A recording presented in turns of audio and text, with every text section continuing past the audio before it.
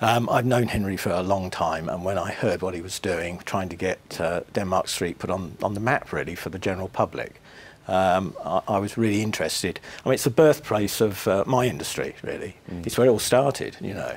And I suppose, I mean, I've earned my living from that industry, and so I really felt that I'd like to help with that film, and support it and sponsor it. Henry, perhaps you were concerned about losing something. Was that where you came in? Very much so, because the film grew out of the campaign to save Denmark Street, which we set up in 2014. And you could see that there was a popular view that maybe music had already gone from Denmark Street, and it was just a street of guitar shops. But in fact, it was a street of artisans who lived above, behind and below. And it was a diversity of publishers, guitar makers, a small recording studio at 21, 22, and a great music venue and rehearsal spaces. And they all interacted, they were all in and out of one another's doors.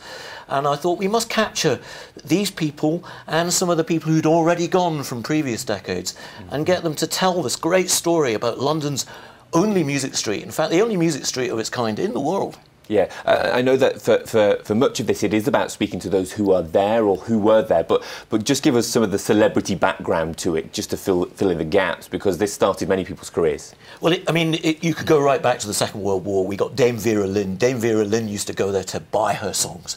So she would go up and talk to the music publishers who'd acquired songs. Some of them were American songs, some of them like Lily Marlene had British lyrics, a famous German song.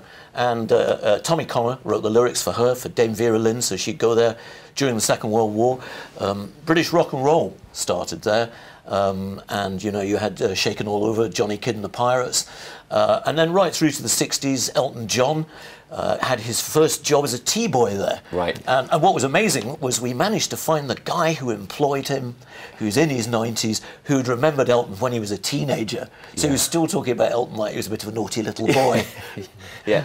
Peter, do you kind of feel a sense of loss? That network that we've mentioned, it has changed, it has moved on. Yes. With such a strong connection to this area, do you feel a sense of loss?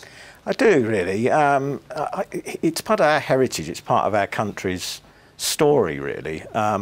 Music, I think, has always been, its heritage has always been sort of underfunded, has always been sort of, in a lot of studios in London now have all closed. It's a shame. In the United States, they often turn those studios into museums or make it a visitor attraction, and we've lost a lot of those in London. And Denmark Street is one of those it's still there, and we just feel that it's good to bring people's attention to it, so that hopefully the public recognise its significance in our history of music, and don't allow it to disappear. I mean, obviously it's evolved a huge amount since it first started, but I mean, you know, as Henry says, you know, Elton was working at Mel's Music there in the 60s. A lot of fantastic recordings were made in Regent Sound Studios.